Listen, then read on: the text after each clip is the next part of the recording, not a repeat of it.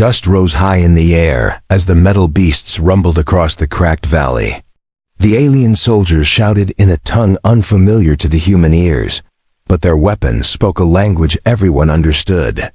Explosions painted the red sky with fire, and in the middle of it all stood a single human, shirt torn, body bruised, eyes burning with rage.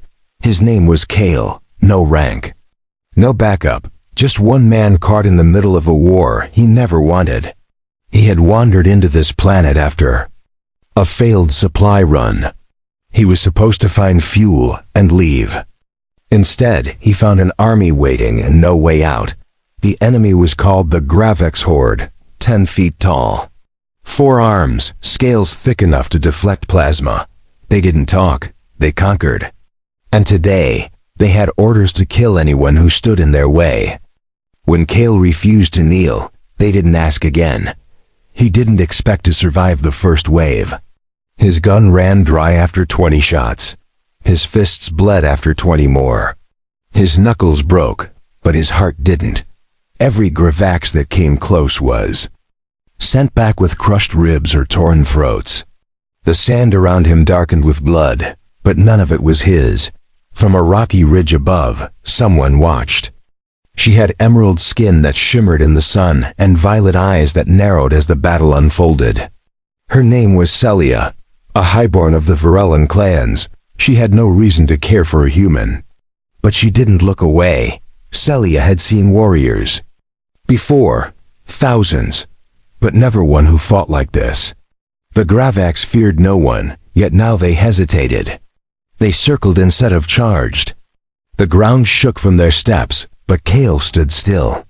He was wounded, but not broken. Defiant, even as his arms trembled. She didn't understand why she moved. One moment she was watching, the next she was leaping down into the chaos. Her feet touched the sand just as Kale knocked another Gravax down. He didn't notice her until she blocked a blade meant for his back. Her gauntlet shattered from the blow, but her glare sent the attacker retreating. Kale looked at her. Blood ran down his forehead. "You're not one of them," he said. His voice was hoarse, but calm. "So why are you here?" Celia didn't answer, not with words. Her eyes stayed on the next wave. 10 more Gravax stomped toward them, weapons raised high. Kale raised his fists. But this time, he wasn't alone. Together. They fought like a storm. She was faster. He was stronger. She struck high, he struck low. The Gravax weren't used to being outmatched. Their confidence turned to fear. Their fear turned to rage. But rage made them careless. And carelessness got them killed. By the time the dust settled, 100 Gravax lay broken across the battlefield. Kale dropped to one knee, breath ragged. Celia stood beside him, one hand on his shoulder. Her armor was cracked. Her chest rose and fell in rhythm with his. She looked down at the human with something new in her eyes. Respect, maybe more. The other Virellans arrived late, too late. They expected to find ruins. Instead, they found the impossible, a human who had fought off an entire company of monsters, with one of their own by his side. Whispers spread like wildfire through the ranks. Some stared. Others reached for their weapons. Celia turned, placing herself between Kale and her people. Her voice was low, but sharp enough to cut steel. "Touch him and die," she said. No one moved. The wind carried her words across the rocks. Even the Virellan captain paused. He knew Celia well. She didn't make idle threats. Her loyalty to her people had always been absolute. But now her loyalty had shifted. It was clear. It was dangerous. And it was final. Kale tried to rise, but staggered. She caught him with ease. Their bodies close, her touch careful, her expression unreadable. "I don't need protection," he muttered. But she only smiled. "Then don't think of it as protection," she replied. "Think of it as a debt repaid," the captain spoke. "This human is not our concern. Let the elders decide what happens next." But Celia didn't wait for decisions from above. She helped Kale walk, one arm over her shoulders. She walked past, the others like a queen leading a king, daring anyone to object, and none did. Kale lay on the smooth stone bed of the Virellan healer's chamber.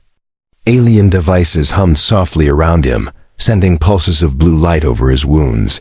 He didn't trust them. Not the machines. Not the aliens, but she stood nearby. And that was enough for now. Celia hadn't left his side since the battle. Not even once. When the healers demanded she go, she silenced them with a look. When the elders called for her presence, she ignored the summons. Her place was here. With him. Kale didn't understand it. He had fought alone all his life. No one ever stayed. No one ever stood for him.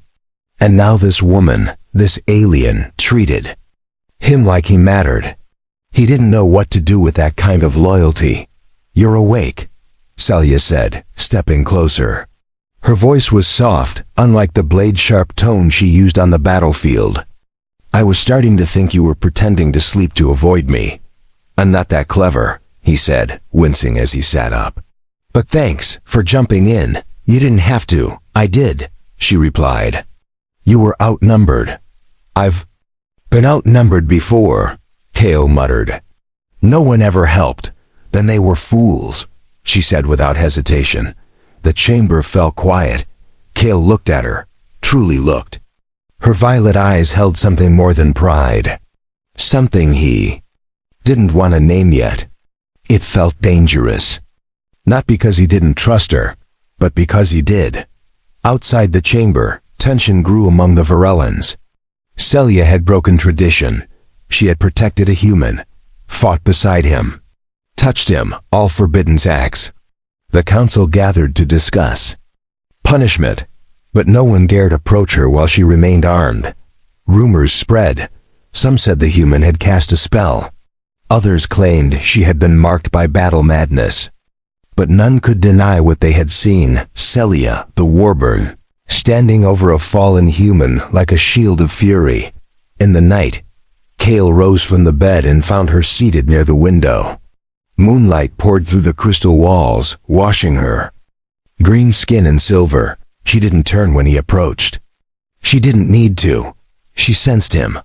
"Why do they look at you like that?" He asked. "Because I broke their rules," she answered. "Our people don't bond with humans. Especially not ones who fight like demons and bleed across our sacred sands," Kale chuckled.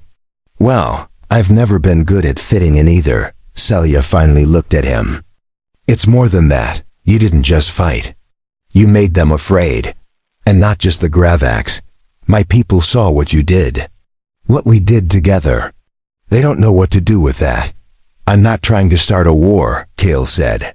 "You already did," she replied. "But not the kind fought with blades. This is deeper, older. My clan believes in bloodlines, purity, and I chose to stand beside an outsider. That makes me a traitor in their eyes."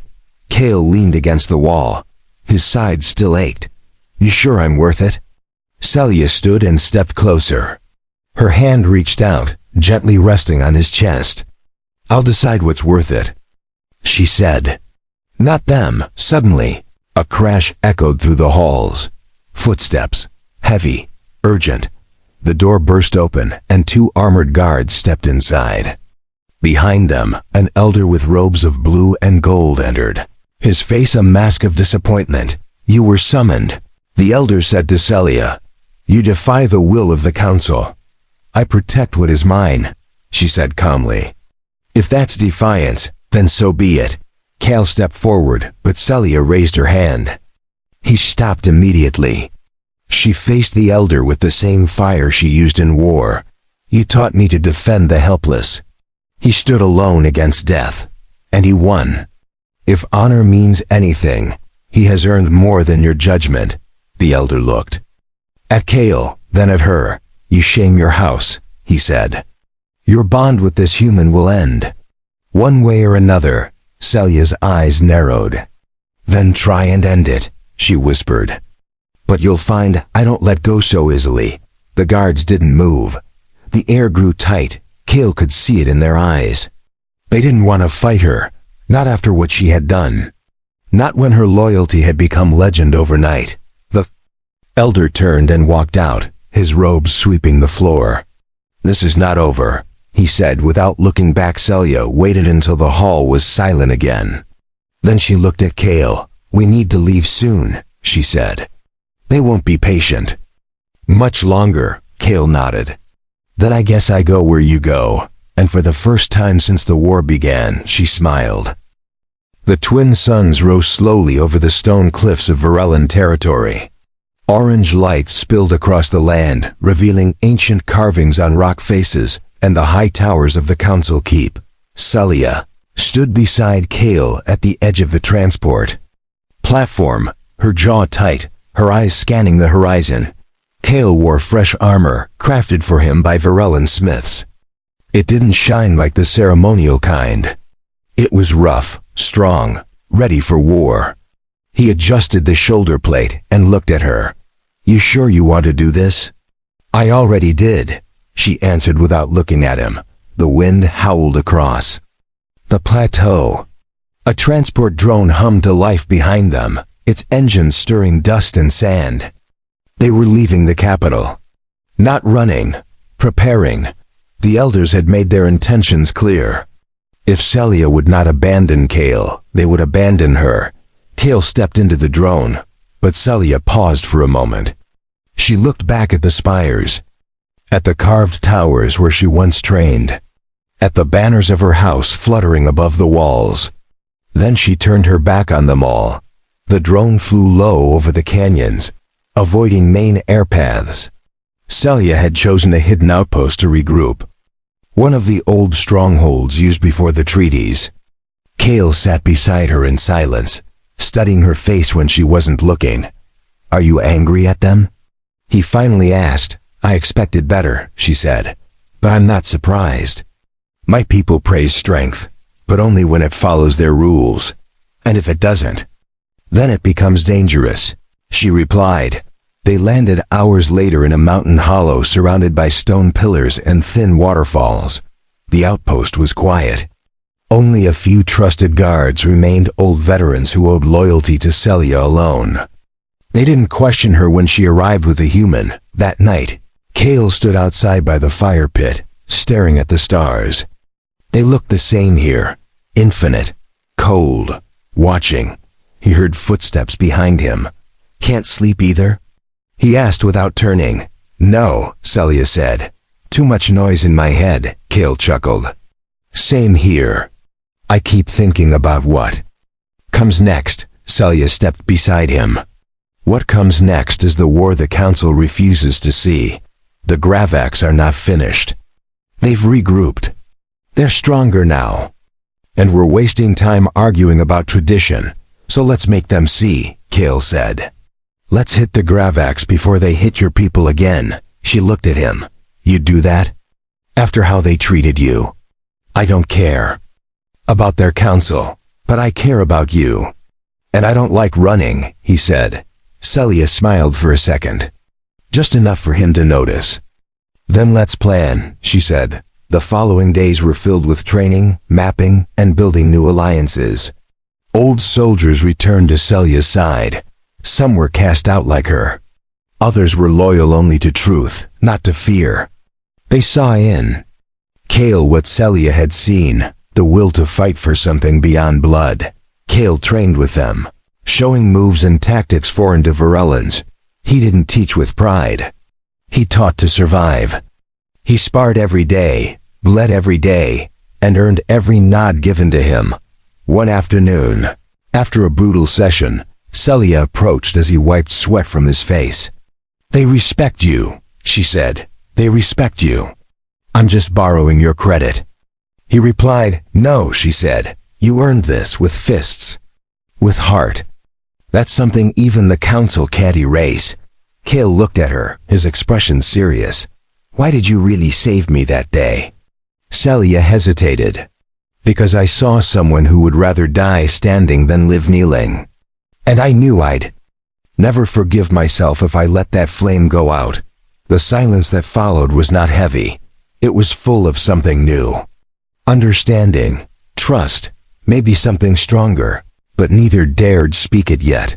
Suddenly, a scout raced into the camp armor. Scratched, face pale. Gravek sighted, South Valley. 2 hours from here.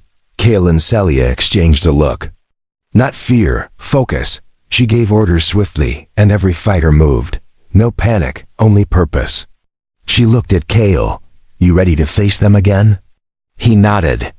I never stopped being ready, and she placed her hand on his chest again, same spot as before. Then stay close to me this time. I'm not letting you fall, he smirked. I don't plan to. They marched as the sky darkened. 50 fighters against whatever came. No one knew how many Gravaks waited. But Kale and Celia didn't care. They weren't fighting for glory or approval. They were fighting for each other. And that was enough. The valley floor was cracked and dry, scattered with bones from battles long forgotten. The air smelled of ash and heat. Winds screamed between stone cliffs as if warning what was about to happen. Kale stood beside Celia, his armor tightened, his pulse steady. Across the horizon, the Gravaks emerged, row after row. Towering beasts, with 4 arms and thick hides.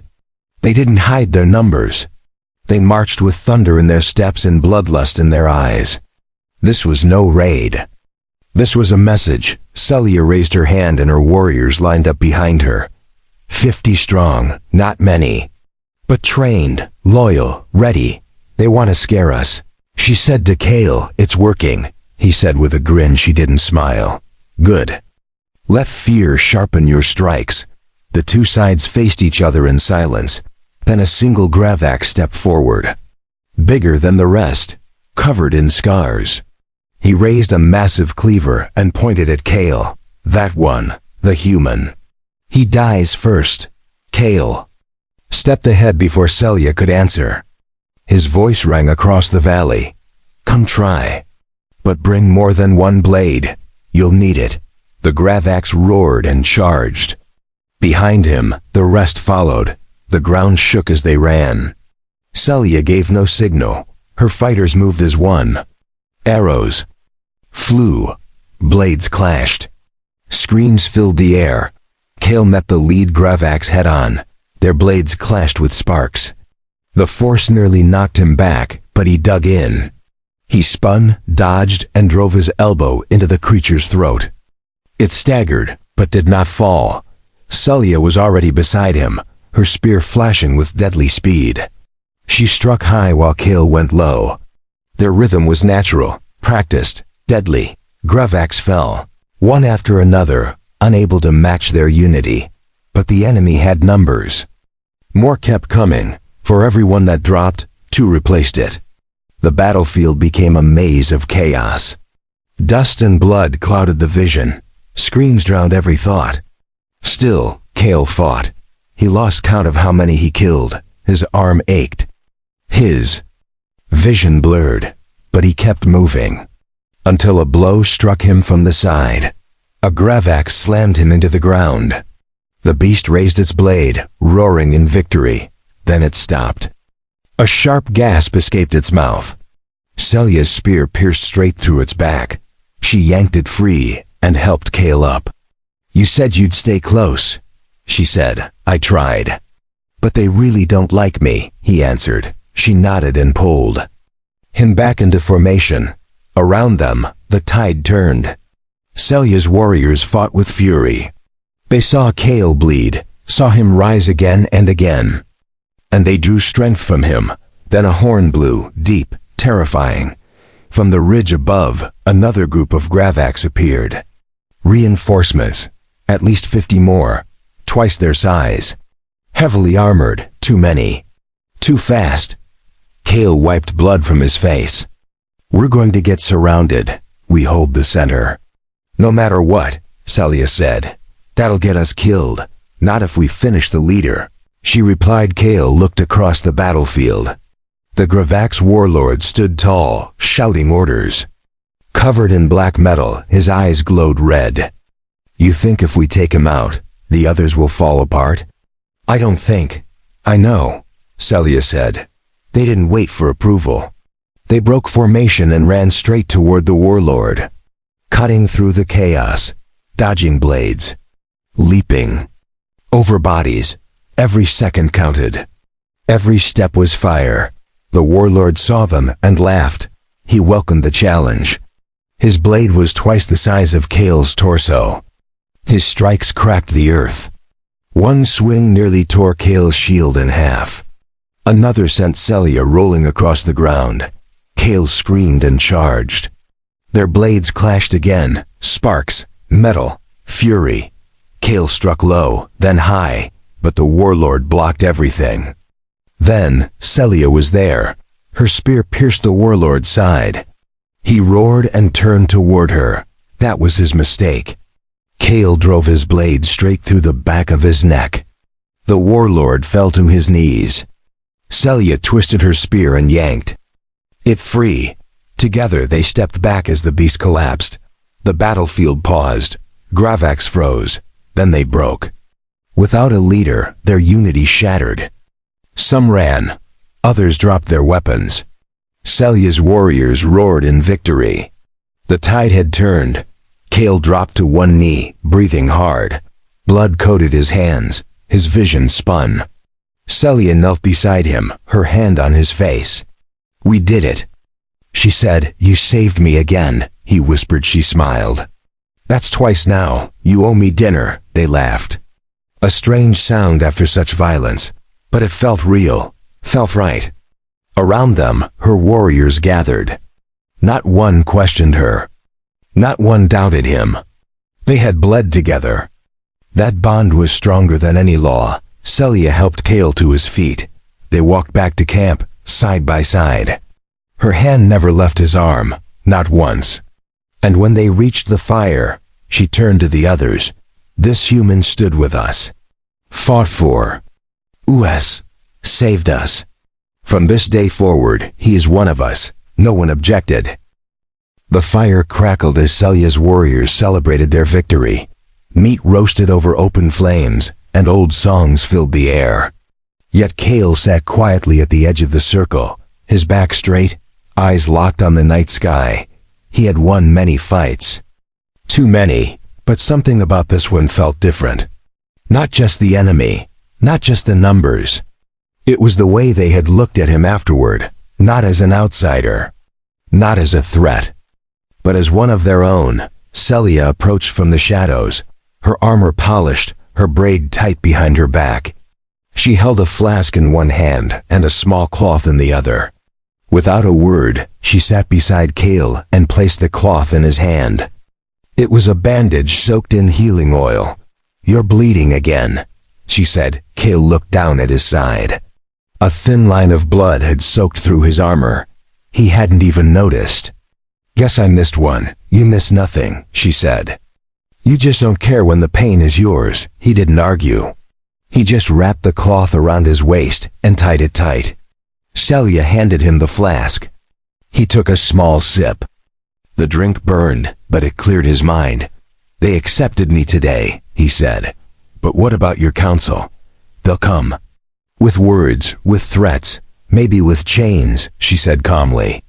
"Let them." Kale turned to her. "You're willing to give up everything for me?" "I already have," she replied without hesitation. Silence followed. Not awkward, not heavy, just full of choices.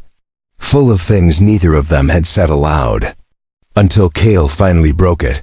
"I've never had someone fight beside me like that, not even back home. Not even during the hardest days." "Then they were fools," she said, repeating the words she had once told him. He smiled. A rare thing, but it didn't last long. A horn echoed in the distance, sharp, long, too clear to be from animals.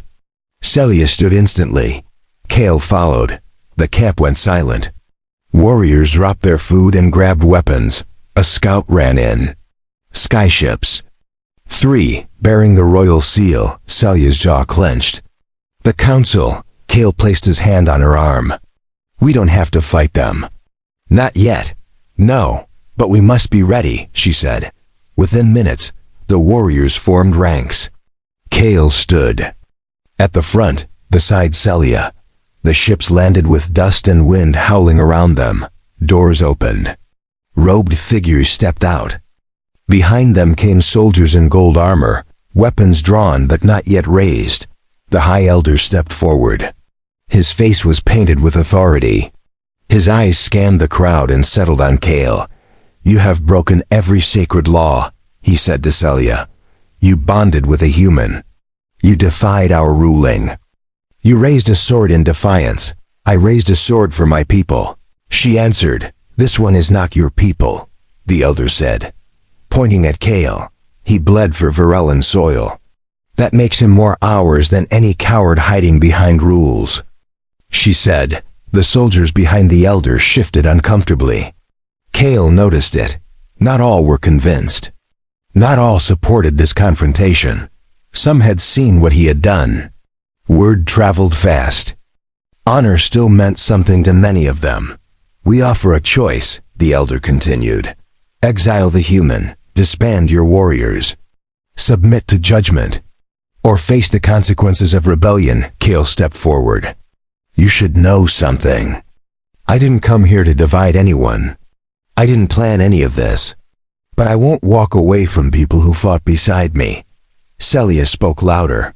"We will not bow. We stand for unity. Not bloodlines. You want war? Then strike now." The camp tensed. Hands gripped blades. Eyes locked. For one long moment, the world balanced on a blade. Then one of the council soldiers stepped forward. He removed his helmet. "My brother was saved by this human during the first Gravax attack. I will not raise my blade against him." Another followed, then a third. The lines began to shift. Loyalty cracking.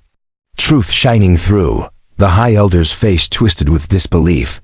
"You would betray centuries of tradition?" Kale raised his voice. "Tradition doesn't keep you alive. In battle, people do." The elder turned without a word. He boarded his ship. The others followed slowly. Some looked back at Kale and Celia with uncertain eyes, but no one attacked. No one dared. As the ships lifted into the sky, the camp exhaled. Celia looked at Kale, a storm of pride and relief in her gaze. "You did that," she said. "No, we did," he replied. She took his hand. This time, she didn't let go. Asterisk. The sky ships disappeared over the horizon, leaving behind only swirling dust and silence. No one spoke at first. The warriors in the camp waited for Celia to say something. Kale waited too, unsure if this was truly over or just a calm before another storm. Celia took a deep breath and stepped forward. Her voice was strong. "We stood our ground." And the council blinked first. A cheer erupted through the camp. Not wild, not loud, but real, the kind of cheer born from truth. Kale felt it settle into his bones like warmth after cold. He had fought for survival before. This time, he had fought for something greater. Later that night, he stood alone near the edge of camp. He looked out over the valley, his thoughts racing. Behind him, Celia approached quietly. She always moved like the wind, never needing to announce her presence. "You should be celebrating," she said. "I'm not used to it," he replied. "You'll learn," she said, handing him a small fruit. "It's called theron. We eat it." After victory, he bit into it. Sweet, juicy, strange, but good. "I never thought I'd be part of someone else's tradition," he said. "You're not someone else anymore," she replied. "You're one of us." He looked at her. Her armor was gone. She wore a simple tunic now, and her hair was loose. She looked peaceful. But he knew her mind was always moving. "Do you think the council will return?" he asked. "They will. But not with force. Not now. They'll try other ways, quiet ways. Words, rumors, pressure," she said. "Then what do? We build. We grow stronger. We make it impossible for them to divide us," she said. The next few weeks passed quickly. The camp became a beacon. More warriors arrived. Some came to fight. Others came seeking answers. Kale trained them without pride. Celia led them without fear. Together, they turned a hidden outpost into a rising power. Their weapons improved. Their walls strengthened, and their bond deepened. Every day they stood together. Every night they sat beside each other.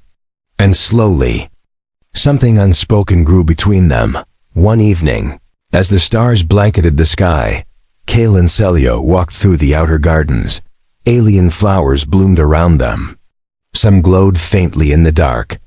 She stopped near a tall plant with silver petals. "My mother used to bring me here," she said. "Before the wars. Before everything changed." Kale touched the flower gently. "You miss her?" "Every day," Celia said. She believed peace was possible. "Even when others laughed at her, she would have been proud of you," he said. "Hope so," she replied.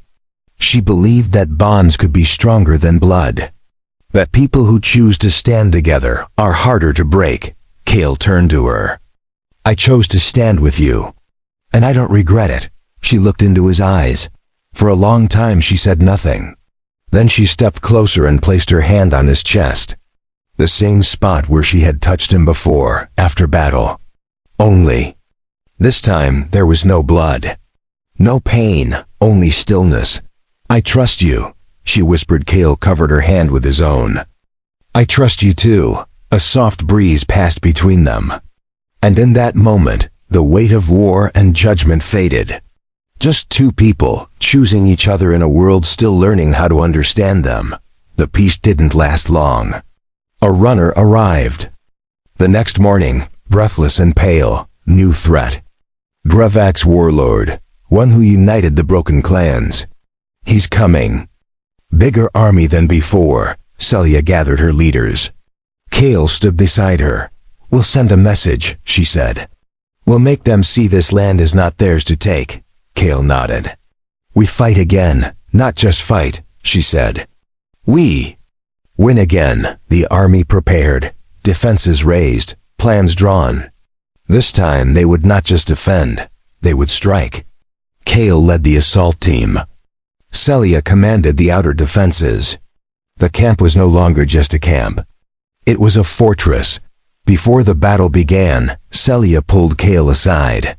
"If anything happens to me, nothing will," he interrupted. "But if it does," she continued, "promise me you'll keep this alive, what we built, what we chose."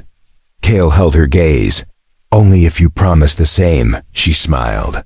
"Then we both survive." As the drums of war sounded again, Kale stepped into his armor. The same armor once made by hands that didn't trust him. Now it carried the mark of Celia's crest. A symbol of their bond. A symbol of change. And when the enemy came, roaring across the hills, Kale stood at the front, not as a visitor. Not as an outsider, but as one of them. The sky turned orange as the new Gravak's army appeared across the ridgeline. They were more organized than before. Heavier armor, larger beasts, banners that shimmered with dark energy. This was not a raid. This was full invasion. Kale stood on the front line, his blade strapped across his back, his eyes sharp. Around him, warriors adjusted their gear, checked their weapons, whispered their final thoughts. No one was afraid, not anymore.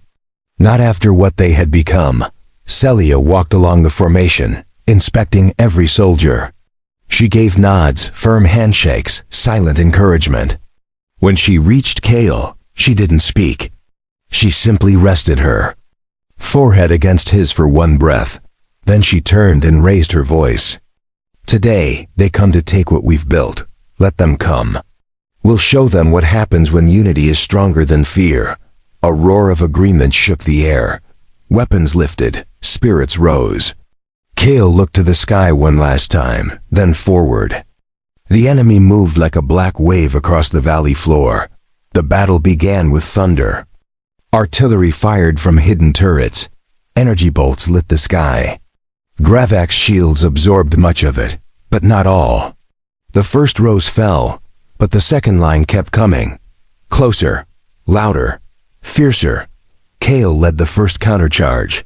His team struck fast and deep, carving through the left flank. Celia remained at the center, holding the line with calm fury. Her voice echoed through the command network, guiding every move. Push forward 3 meters. Redirect archers to high ground. Hold formation. Tight. Kale tore through enemies like a storm. His movements sharp, efficient. Every strike had purpose. Behind him, his warriors followed with precision. The training had worked. But this enemy was relentless. The new warlord revealed himself in the second hour. A towering brute, nearly 12 feet tall, horned helmet, spiked armor, 4 blades strapped to his arms. His voice was a deep growl that vibrated the stones beneath their feet. Kale saw him cut down 2 defenders in a single move. Celia spotted him too. "We bring him down." "Together," she said through the channel Kale was already moving. He reached the warlord first. Their blades clashed, and Kale was thrown backward. Pain shot through his ribs, but he got up instantly. Celia arrived a moment later, launching a spear at the beast's legs. The warlord caught it mid-air and snapped it in half. Then he turned, expecting an opening. But Kale was already behind him. His sword struck deep into the side, but the armor held. The warlord spun and grabbed him, lifting him into the air. Celia screamed and charged. She slashed the warlord's wrist, forcing him to drop Kale. Then she kicked him in the chest, sending him stumbling backward. Kale rolled and rose again, blood dripping from his mouth. The warlord laughed, but it was cut short when both fighters attacked together. Celia aimed high. Kale went low. Blades sliced. Sparks flew. Metal broke. The warlord landed a blow on Kale's shoulder, knocking him down again. But that gave Celia the moment she needed. She drove her remaining dagger straight through the weak point in the warlord's side. He howled and staggered, swinging wildly. Kale, dazed but standing, lunged again with a cry and buried his sword into the warlord's back. The beast let out one final roar before collapsing. The shock of his death spread through the Gravak's ranks. They faltered, some ran, others dropped their weapons. The tide turned quickly. By dusk, the battlefield had fallen silent. Smoke drifted through the air. The wounded were carried off. The fallen were honored. The enemy was defeated. Not just broken, but scattered. Crushed by unity. Kale sat on a rock, armor cracked, hands shaking. Celia sat beside him. Her arm was bleeding, but her eyes were bright. "You're hurt," she said. "So are you," he replied. "Worth it?" "Every scar," Kale said. She leaned against him, her head on his shoulder. "You made them believe. It turned strangers into brothers. Doubters into warriors. We did that together." He said they watched the sun sink beyond the hills. No more council threats. No more battles today. Just the quiet after a long war. And the peace that followed. Celia took his hand in hers. "There's still one more thing to do," she said. "What's that?" She turned to him, her voice calm. "Clear. Choose each other. Not just for battle, but for everything after." Kale didn't hesitate. "Then I choose you," and she smiled, not as a warrior or a leader, but as the woman who once stood above a battlefield and refused to walk away from a human. A new dawn rose over the valley, casting golden light on the battlefield below. Smoke still curled from the scorched earth, but the war was over. For the first time in weeks there was no sound of marching feet or clashing steel. Only the soft hum of wind passing through the high cliffs. Kale stood atop the lookout tower of the rebuilt stronghold. His armor had been repaired, his wounds had not. Some scars would stay forever, but he wore them without shame. Each one told a story of standing when others ran. Below, warriors rebuilt walls, planted flags, and helped their wounded brothers rise again. Virellans and humans working side by side. There were no borders now, no ranks that mattered more than action. Only unity earned in fire. Celia climbed the stone steps behind him. Her steps were light despite the bandages wrapping her side. She moved like someone who had carried weight and finally set it down. When she reached him, she said nothing. She just stood beside him, watching their people heal. "We did it," Kale said quietly. "Yes," she replied. "But now we build something greater." He looked at her. "What does that look like?" "It looks like a future where no one fights alone. Where no one is judged for who they love or where they come from. A place where courage writes law," she said. Kale smiled. "Then we've got work to do." Celia placed a small metal emblem in his hand, her family crest. A mark of honor among her people. She had worn it since childhood. Now she gave it to him without hesitation. "This belongs to you," she said. Kale turned it in his fingers. "Are you sure?" "It's not just a symbol. It's a choice. I choose you. As warrior. As partner. As equal," she said. He closed his fingers around it. "Then I wear it with pride." They descended the tower together. Soldiers saluted them. Some bowed. Others simply smiled. No more whispers followed them. No more suspicion. They were accepted. Not by decree, but by deed. Later that day, the council returned. Not with armies or threats, but with words. The same high elder stood before them in the center of the courtyard. But this time, there was no judgment in his tone. "You defended our world when we hesitated. You unified those we pushed away. We came to deliver punishment, but instead we offer recognition." Kale did not step forward. He stood beside Celia, letting her speak first. Her voice was calm but firm. "We are not here for approval. We don't need permission to do what is right," the elder nodded. "No, you don't. But still, the people need symbols. They need examples. Let them see what change looks like." Celia glanced at Kale. He gave a slight nod. Then she turned back to the elder. "We accept. But only if you understand that this unity is not yours to control. It belongs to all who stood and bled to protect." "Agreed," the elder said. A new age began that day. Not because of councils or titles, but because two warriors, alien and human, chose each other and never let go. Word of their bond spread beyond Virellan lands. Other races listened. Some feared. Others followed. Kale began training new recruits, not just to fight but to lead. Celia became more than a commander. She became a symbol of change. Together, they built bridges between worlds that had once feared each other. One night, as stars filled the sky, Kale sat by a quiet lake just beyond the camp. Celia joined him, carrying 2 cups of warm herb tea. They sat in silence for a while, shoulders touching, listening to the water. "Do you ever think about that day?" she asked. "Which one?" "The first time I saw you fight. Alone. Surrounded. Bleeding. Refusing to fall." Kale chuckled.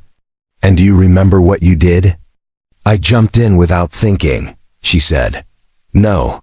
You jumped in because you believed I was worth saving," he replied. She smiled. "You were. You still are." He reached for her hand and held it tight. "I'm still here because you didn't walk away. I want to stay, not just as a soldier, but as something more." "I know," she whispered. They didn't speak again that night. They didn't need to. The war was over. The peace had begun. And in the middle of it stood a human and an alien, bound not by law but by choice. Not just partners in battle, but in life.